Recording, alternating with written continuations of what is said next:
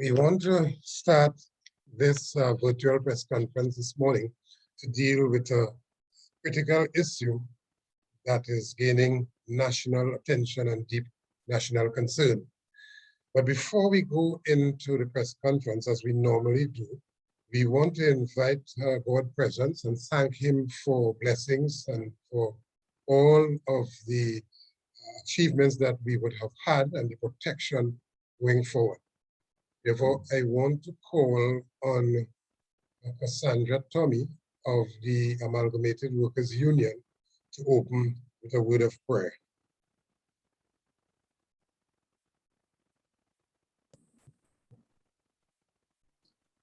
Good morning, Comrade. Good morning, Comrade PG. Good morning to all. Father God, this is the day that you have made. As we open this press conference, dear God, you stand in the midst, dear God. Father, you know we represent Trinidad and Tobago, the citizens of Trinidad and Tobago. And we come to you this morning, dear God, with our proposal, dear God. Father God, guide and protect the proceeding of this press conference with your added grace in your holy name. Amen. Thank you very much, Cassandra. Let me welcome the media, members of the media, to this virtual press conference. All arms of the media represented here this morning so that we can convey a proper report to the population concerning this issue of property tax. Before we do that, let me just say that this press conference was called by the Joint Trade Union movement this morning to express our deep concern for action by the government that will wreak havoc and hardship on the already burdened population of Trinidad and Tobago. It's no secret that Trinidadians, man in the street, employed, and could you imagine unemployed, what it will be like for them. They are feeling the brunt of pressure and burden brought on by the government's failed economic policy, but which is exacerbated by the COVID situation. So before going any further, let me announce the unions that are with us here this morning that are representing JTUM at this virtual press conference. So we have the Amalgamated Workers Union, Contractor and General Workers Union. We have All Trinidad, General Workers Union, Banking, Insurance and General Workers Union, BIGU, Communication Workers Union. We have the Postal Workers Union. We have TTRNA, Trinidad and Tobago Registered Nurses Association. We have Peter Farmer from Akawu. We have, I think that's about it, the representation we have. But that this press conference, I want to reiterate, is called by JTUM based on the numerous reports and concerns and expression of fear by the population that is being experienced and trauma that is being experienced as a result of this issue of property tax. Now, the issue of property tax, I want to start this morning by saying, is not new.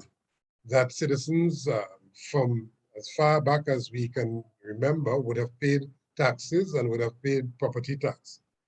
But that the issue of introducing a new regime of property tax started back in 2009, 2010 or thereabout. And that when that issue was raised then, population raised issues about it and their concerns about the way in which that property tax was going to be implemented, the burden it was going to place on the citizens at that time, and the nature of its implementation, and so on.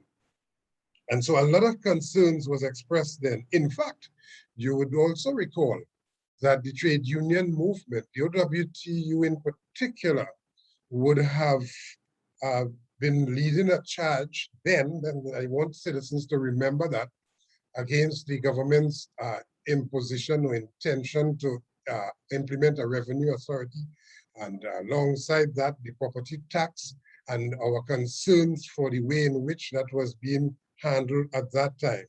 So much so I want citizens to also remember that it was the PNM government at that time, headed by Prime Minister Patrick Manning, who was leading that charge, and that our General Secretary at that time, Comrade David Abdullah, was arrested as all of us were beaten outside and battered by the police, state police instructed and commanded by those who were in the parliament at that time to remove us from protesting or raising our voices of concern against a measure that at that time would have brought hardship to the people of Trinidad and Tobago. I thought that the population ought to be reminded about this. And so the trade unions then, as we are being consistent now, raising our voice against this measure, and for a number of specific reasons, which I would go into in a short while. But let me say to you, the citizens, that this issue resurfaced in earnest a couple of weeks ago when citizens began to receive in their mail Ministry of Finance Valuation Division's document requesting that citizens who are in possession of, citizens who own, or citizens who occupy residential land, commercial land, agricultural land, or any combination, the document says, to fill out a very detailed and complex form.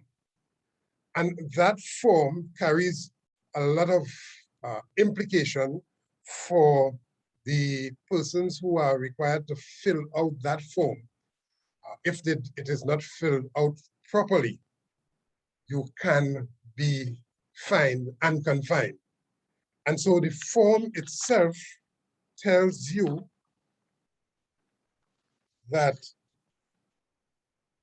under Section 32 of the Valuation of Land Act, failure to comply with the above requirements constitute a criminal offense, which is punishable by a fine of $5,000. Let me read that again for it to sink in. This detailed form, which citizens are now required to fill out, and you could compare that with the land and building taxes form that you would have filled out and taken to the warden office, a one-page form, but compare this very detailed and complex form that citizens are required to fill out now, but that if you don't fill it out, it's not filled out correctly, that's a breach of the law. And if you don't comply, under Section 32 of the Valuation of Land Act, failure to comply with the above requirement constitute a criminal offense, which is punishable by a fine of $5,000. Now, let's just let that sink in for a while. $5,000 today in Trinidad and Tobago is, relatively speaking, a large sum of money for a considerable number of persons, for the majority of persons. So that the people who form part of the elite and the 1%, $5,000 could be written off, they would not even feel that that is a joke. But that the majority of citizens today, most of whom would have lost their jobs, most of whom would suffer reduced incomes, most of whom are today working 2 days instead of the 5 days or 3 days or on some alternate shift arrangement. But the net result of that is that your income has been drastically reduced. These are facts. These are facts that cannot be successfully disputed. All of those persons $5,000 is a huge amount of money for them. So that citizens are traumatized. You are now between a rock and a hard place where the government, who's supposed to be protecting your interests, is imposing a Taliban-like arrangement, action against the citizens of this country. If you don't pay, we will fine you. And if you don't pay that fine, well, of course, we know where you will end up in this arrangement. Now, it talks about residential land, commercial land, agricultural land, and it talks about persons. The commissioner of valuation requires that every person in possession of. So it did not say every person who owns, but every person who, for one reason or the other, who are currently in possession, occupy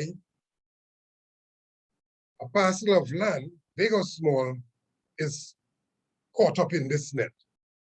So really and truly, it's the majority of citizens. And then they go on to request that you fill out this form, which this function really is supposed to be performed by a professional. But this function now, you are required to fill out this form, do somebody's job, and talk about, in detailed way, describe your property and so that the little extension that you would have made as an ordinary person through your ambition, through your susu, through saving over the years, through recognizing that the family has extended and therefore you have to put on an extra room on your home, through no fault of yours, you are now burdened with a property tax. An elaborate property tax that requires you to pay more because you are attached to some rental value for which you are getting absolutely no rent. And so you never did build your property with the intention to rent it out. You are not now renting it out, but throughout the years, your property would have appreciated naturally in value. And so you are now required to pay for that. So that all of these things are targeting the small man. The small man who, as I said, recognizing that over the years that he don't want to stay one way, his ambition takes him to extend or to beautify or to build a better home. He's now penalized for that. They are now penalized for that. Or that the persons who would have been given a property on the will by father or mother or grandfather also come into a property, that person is now penalized. That person is under threat of, if you don't fill this form out, you don't conform to property tax, which would increase astronomically, you could lose your property, you could end up in jail. All kinds of things can happen to you because we are under a governance of threat. Threaten. If you don't do this, this will happen to you. If you don't do that, the other thing will happen to you, and so on. So that citizens are naturally traumatized. And it is as though their policy is geared to subjugate or to suffer or to keep one section of the community, the masses, under suppression. You must not own something that is appreciable. You must not, you stay right there. Stay at that level, people, and only allow the elites in the society, their friends, to flourish. Their friends and their finances to flourish. So all of the people who believe that this would not affect them I want you to know this morning, in the most dispassionate way, that this net is going to catch all of you. Matters not what party you support. Indeed, the party you support, in this instance, if you are PNM, it is about to choke you and your family into economic ruins. So why must a small set of people who were given the responsibility, they were employed to govern and make life easy for the citizens, why must they be allowed to, while they enjoy all the benefits, tax-free vehicles and so on, remember that? All kinds of allowances, different allowances, and their monthly income. Some of them don't even purchase gasoline and fuel at the pumps, tax-free and duty-free, allowed to purchase vehicles and so on, while you, the ordinary man who gave them the job to make life easy for you, improve your quality and standard of living, they are imposing hardship on you. And they are imposing it at a time when they know you cannot respond. So it's a Taliban-like government approach. You impose a state of emergency, you extend it for no good justifiable reason, only to keep the citizens under suppression. Therefore, it is our responsibility as the trade union movement to point out this tyranny, to point out this action on the part of those who are uncaring and the consequences that would follow.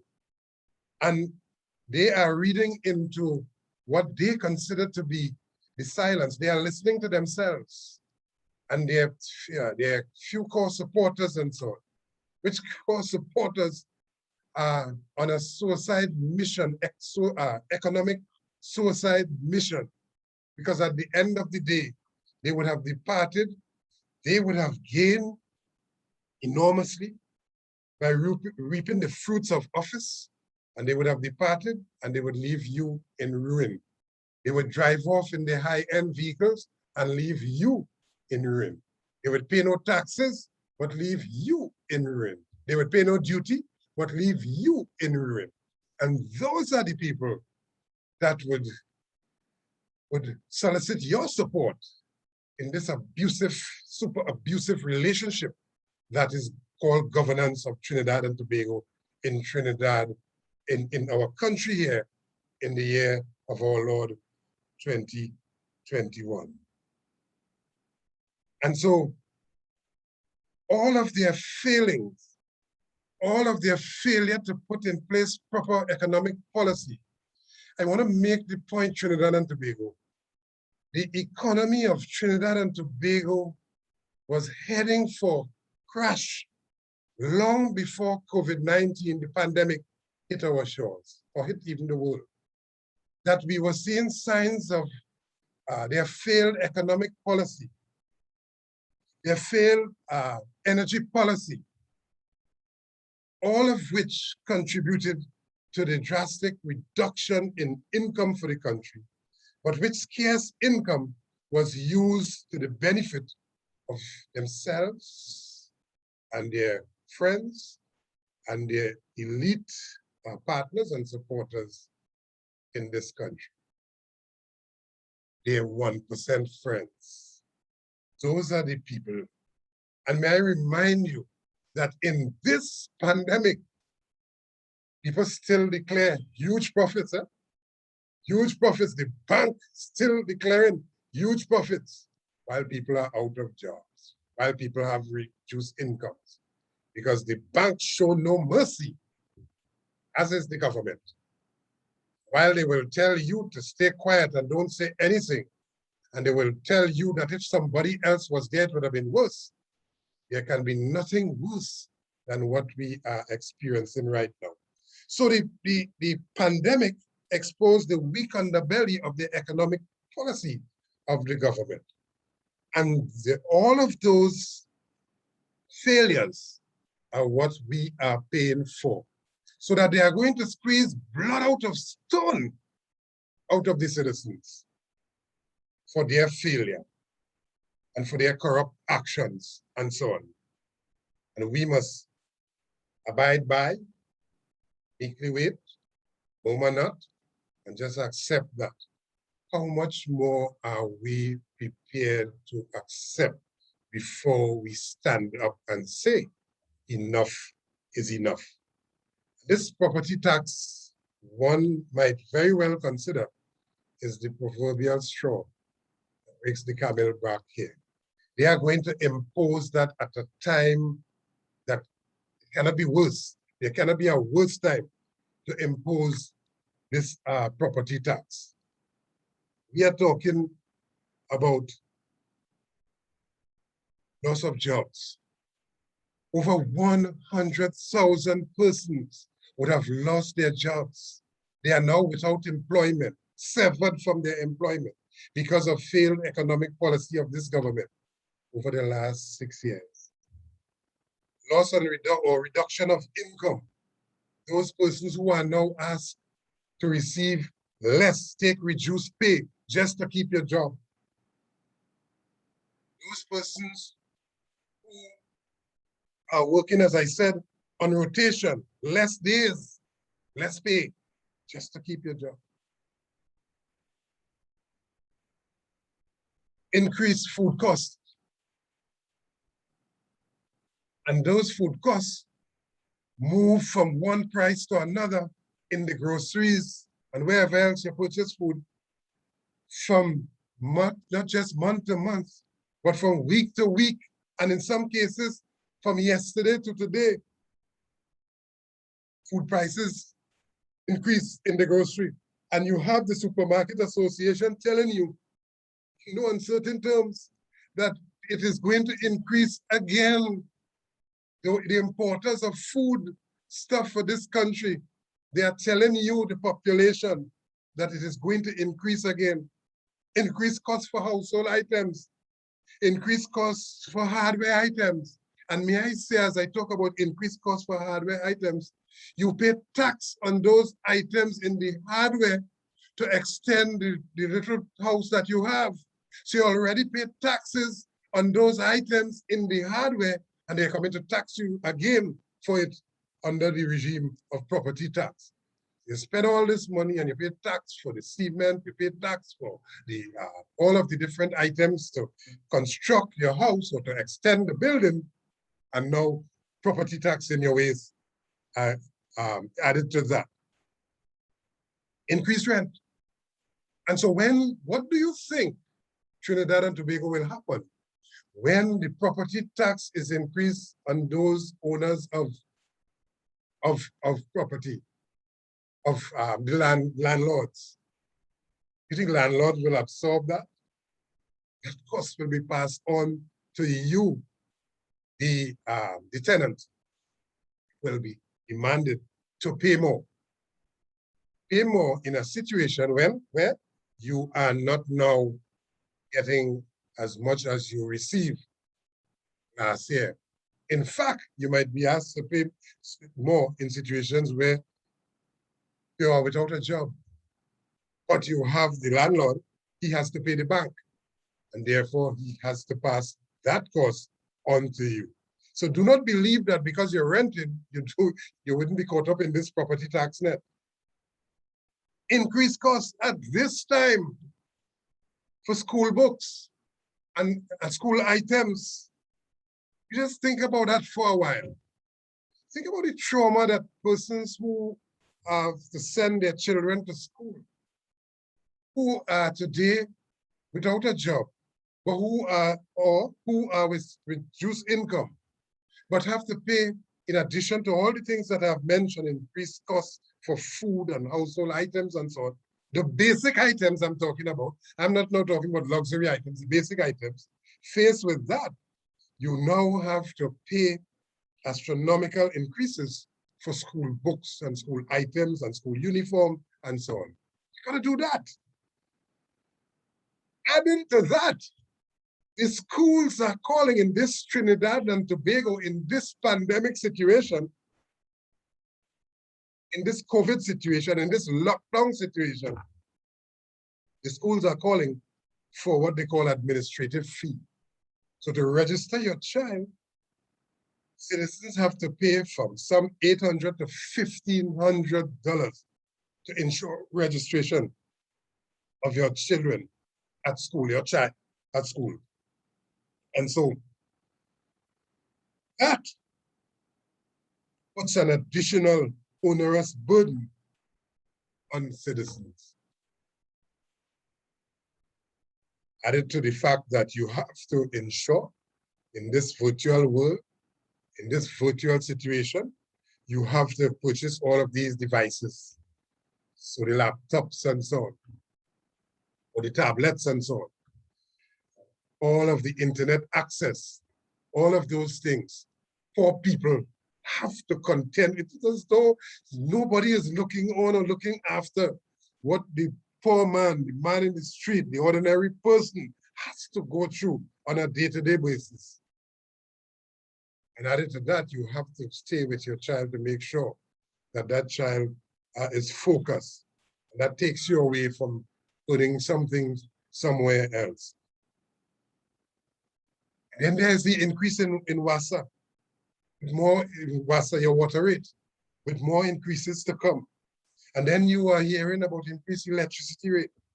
And then the other one that is coming for sure, it is the increase in fuel costs, where the fuel cost is now tied to the price of oil, the total removal of subsidy, where this government wants to make the citizens of this land feel guilty for receiving a subsidy. The only measure that can be equitably or equally divided across from rich to poor, for every citizen can reap some benefit from the resources of this land through subsidy. Whether you own a vehicle or not, you are impacted by the increased cost of fuel. That is coming. And they are justifying all of this hardship, all of this battering of the citizens. They are justifying it by telling you, take that. Because if it was somebody else, it would have been more pressure. Citizens of Trinidad and Tobago, how much more pressure are people prepared to take under this government, under this uncaring government? So when you have an increased cost in fuel, and you have their intention, they realize their intention, if they get through with that, privatize left, right, and center, privatize NP, more jobs to go, privatize T&Tech, more jobs to go. The sole intention of the privatization move is to, and what they call restructuring, is a reduction in jobs. More people on the breadline. So you have TSTT to be privatized. That is on the chopping block. You have TT Post. That is on the chopping block. You have the Port Authority of Trinidad and Tobago. That is on the chopping block. And as I said, MP, that is on the chopping block. Yeah? And all of these things wreak havoc and hardship on the citizens, from the increased costs that citizens will be asked to pay as a result of the delivery of these services going forward, to the reduction in staff, the reduction in employees, where workers will be going home as a result of the restructuring. It is as though there's this mythical belief that the more people at home, the more resources they will have to pay all of these taxes and so on. So I will send you home, but I will tax you more. So it is tax and more tax and more tax. But as I said, the property tax is perhaps the proverbial straw that is going to break the backs of the camel here in Trinidad and Tobago. So people have already been burdened by COVID. Small and medium businesses, most of them gone through. They're catching the nenem to get back on track. Some of them, or most of them, would have been removed out of the malls, or the Trin City Mall, or the Gulf City Mall, or the Westmoreland Mall, or the Long Circular Mall, or the Grand Bazaar, and so on. You walk through there, you see those places like a ghost town, because they just cannot sustain the rent, or they cannot sustain the business in this COVID period. And when they go home, they carry with them who? Workers. So workers is not just the business owner, but it is workers who feel the pinch. And therefore we are saying with absolute clarity that this property tax, there couldn't be a worse time to bring this property tax on the citizens of Trinidad and Tobago. But with their failed policies, I want to remind you, I want to reiterate this point. When they fail with respect to the economy, when they fail with respect to a number of projects that they have embarked upon, and I want to say at this point that we will be hosting a special press conference to deal with the NGC debacle, the NGC fiasco and scandal that I see the chief leader, the Prime Minister himself, Chief Taliban, the Prime Minister himself is justifying and defending the defenseless, a drain of income, a waste of money that is being defended. When you, the citizen, expect them to call those who are at the level of the board to account, those who you employ to make sure that they are called to account, they are defending them. That's the level of governance that we are getting. But if that was just joke and fun in the sun, that's okay. But that is resulting in less revenue, and the less revenue, they are choking you now to make up the loss. Closure of plants at Point Lisas, closure of the steel industry, closure of our ability to produce our own fuel. NGC and Atlantic debacle, as I mentioned, and we would have a special press conference on that. Reduction in the manufacturing sector and its capacity to earn foreign exchange. The falling in oil and gas production, despite what they say, falling in oil and gas production in this country. We have the resources, but they cannot monetize it because of their approach to putting their friends in charge of it. So the country loses as a result of that. Of course, while all of these things are happening, they go about their merry way, not feeling the burden, but with their intention to tighten the noose, the economic noose around the population, the people of Trinidad and Tobago.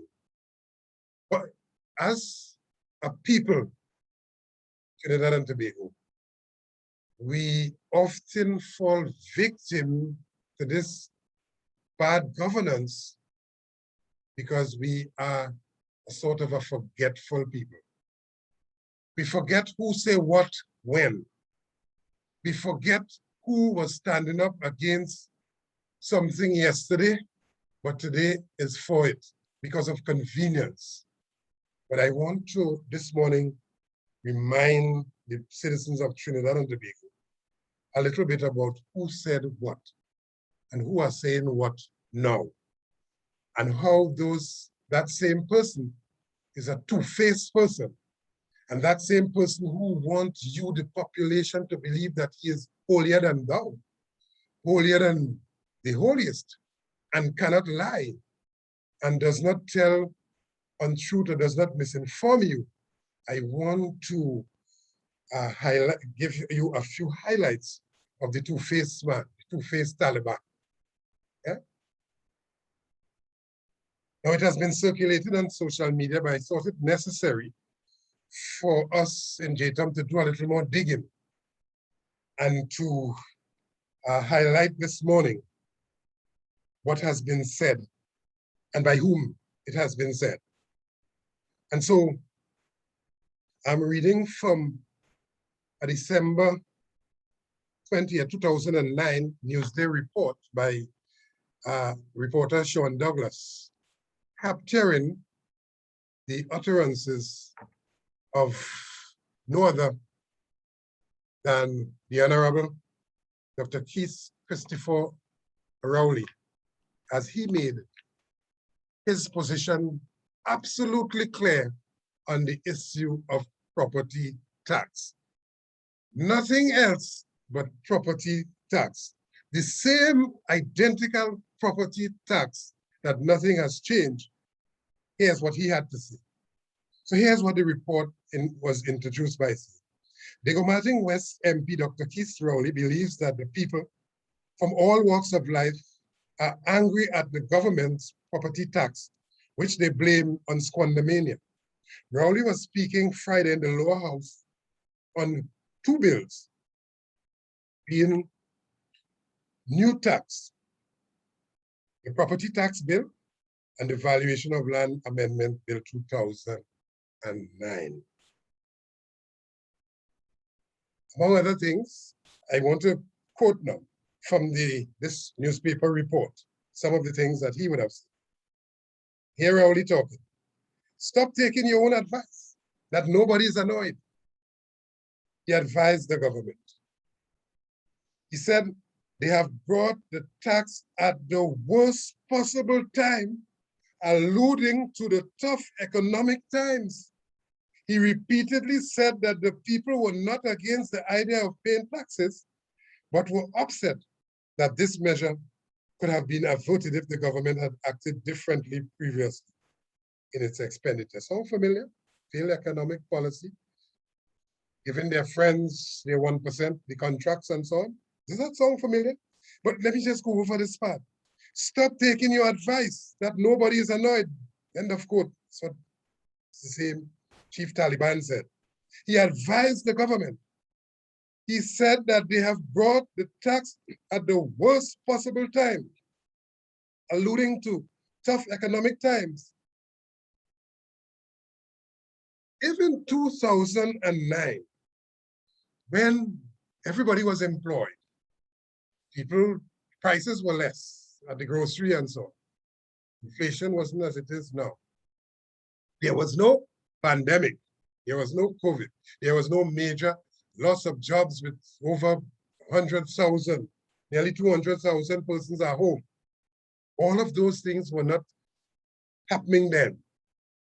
But that he then recognized that it was difficult, it would have brought hardship on the people at that time. Trinidad and Tobago, isn't 2021 under the pandemic even a million times more difficult economically and socially otherwise than then? Isn't it not more difficult now with all of this increased hardship?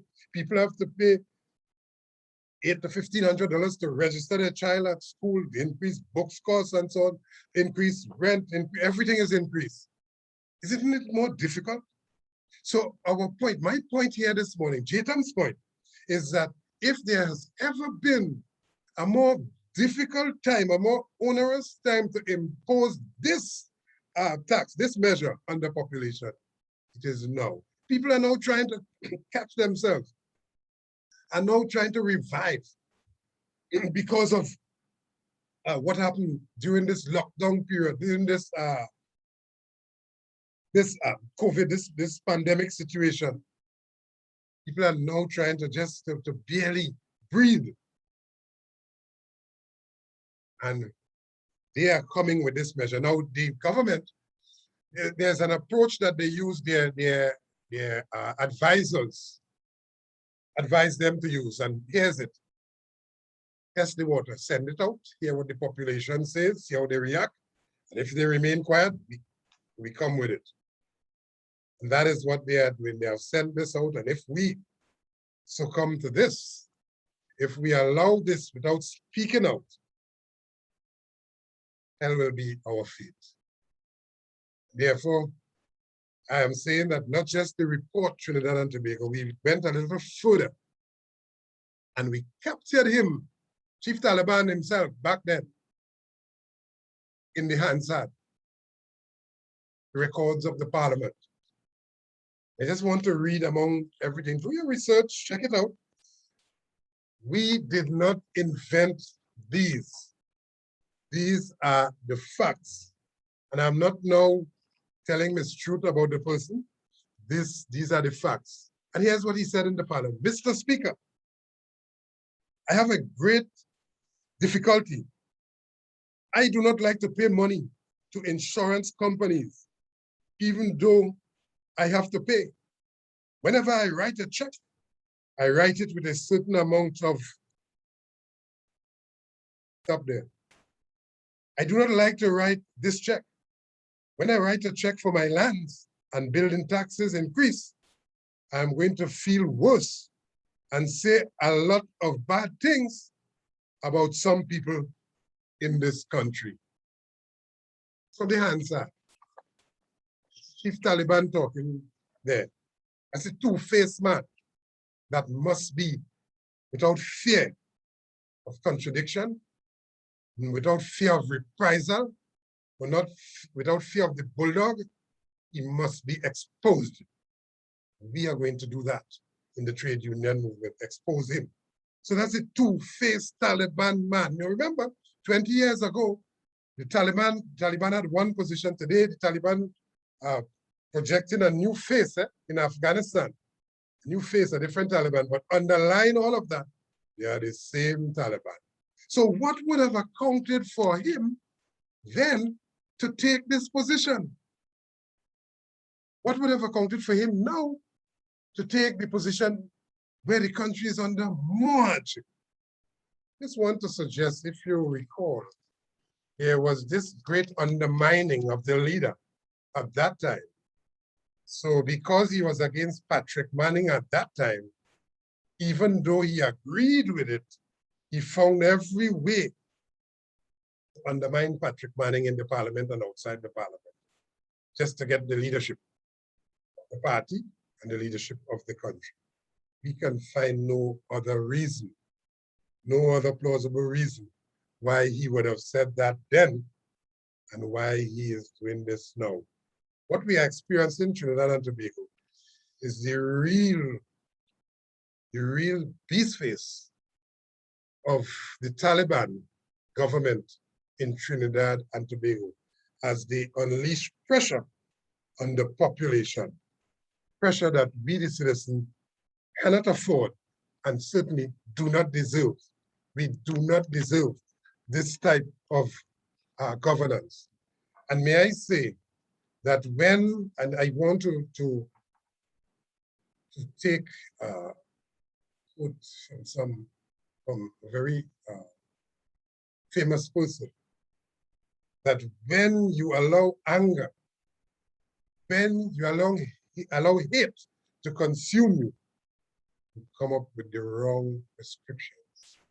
The prescriptions for the population today, I want to submit, is totally out of line. It is totally out of context. It is wrong. They are going to squeeze blood out of stone.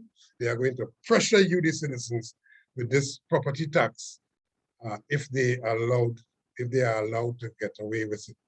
This budget, may I warn you, Trinidad and Tobago, is going to come with a lot of hardship, a lot of difficult measures for the citizens. There's a thinking by this government that they, very early in this term of office, they should give the citizen pressure, and coming close to the election, they're going to try to butter you up. We might not even survive the 5 years, this 5 years of this government, if they are allowed to continue with all of these increased measures and so on, in a situation where you can least afford. We are serving 5 years hard labor, but we have rights as citizens, and we ought to stand up and point out where unfairness is taking place.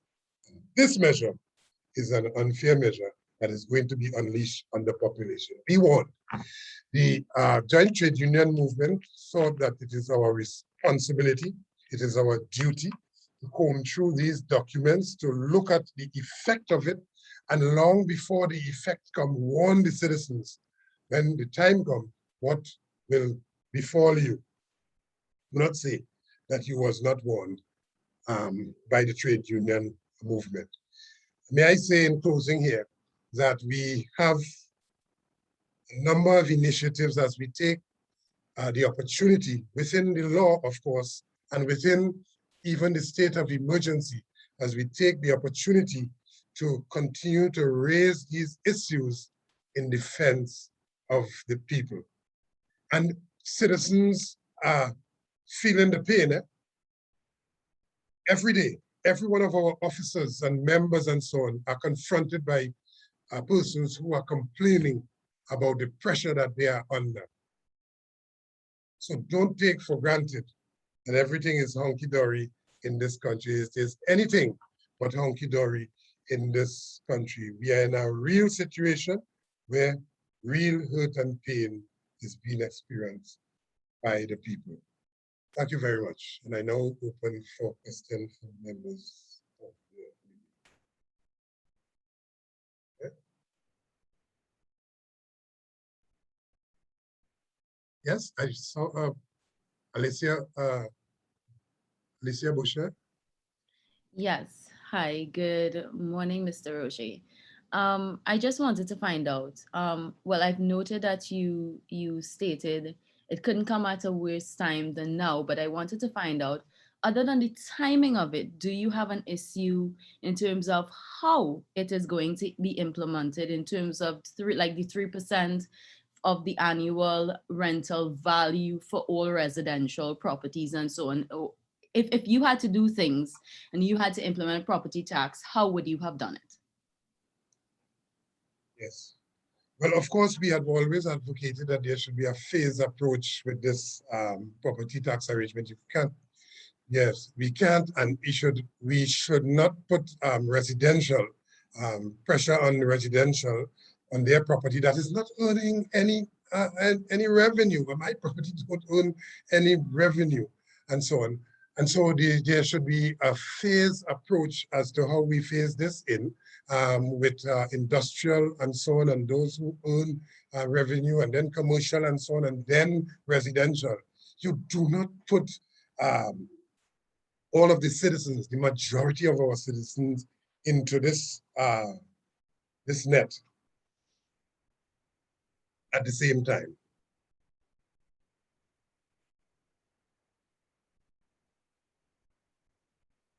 Yes? And is there any other question? And while we wait on the question, on the other questions, the report also captured him saying, and this is Dr. Crowley, back then, rejecting the claim that the property tax won't cause hardship. He said, I know a lot of people whom $100 is a lot of money. A lot are struggling to make ends meet. This is a quote. Let me just go over that. Rejecting claims that the property tax won't cause hardship, he said, quote, I know a lot of people for whom $100 is a lot of money. A lot of people are struggling to make ends meet, end of quote. This is Dr. Rowley talking in 2009. So in 2009 and in 2021, $100 is certainly a lot of money now, more than then. And then he goes on to say, if you try to defend the indefensible, you'll create resentment and provoke people. And that is what we have at the moment. It's 2009. And this is the Dr. Rowley speaking in 2009. Then again, Rowley made the point that the property tax is being imposed for something that is not a revenue earner for him. That is his home. He said, through no act of their own, persons living in Digomartin, on the Digomartin Main Road, have found the value of their house climb to over 1 million to 2 million, and now be liable to property tax despite never been having any intention to sell it or to rent it out. So this is Dr. Rowley talking. Dr. Rowley, let me read that again. Dr. Rowley made the point that the property tax is being imposed for something that is not a revenue earner for him. That's the point we are making here this morning. That's the point we are making. That you are going to, at this time, the worst possible time, unleash hardship when a different approach should have been taken. In fact, this should be deferred to a more appropriate time for its implementation when a phased approach should be taken. Can I just request any other question? Yes, Mr. Roget, Alyssa Boucher here again. So I noticed that you said in terms of, the problem is implementing it, especially on properties that aren't revenue earners. But let us take, for instance, landlords into consideration. They are revenue earners of their property. If you put property tax on them, which you would have highlighted, more than likely they are still going to pass it on to the ordinary citizen. If you put property tax on commercial businesses, more than likely they are still going to pass it on to their customers. So how do you really prevent the ordinary man from feeling the brunt of that at any point in time? They are still, in our view, they are still residential, because that, of course, the net effect of that is they are going to pass on that cost to the tenants and so on. I mean, you can see that immediately, but they are, in our view, ought to be captured in residential and so on. Yes, and not be caught up in this first phase and so on. And can you comment also on the commercial side of things, where if you implement property tax for commercial businesses, they may also pass on that cost to the ordinary citizen? But of course, but our salient point in all of this morning is that this is the incorrect time for the implementation of this property tax arrangement. There couldn't be a more difficult time, and it is relative to everybody. And therefore, in any situation where cost is being passed on, and evidently it will land on the backs and shoulders of the citizen, the majority of citizens, we are saying because of that, it is the wrong time for its implementation. Let's defer this, and let's the country be able to catch itself and breathe again. Let people be able to get up and walk. People are crawling, creeping right now. That's the reality in Trinidad and Tobago. People are suffering, and it is relative. Yeah?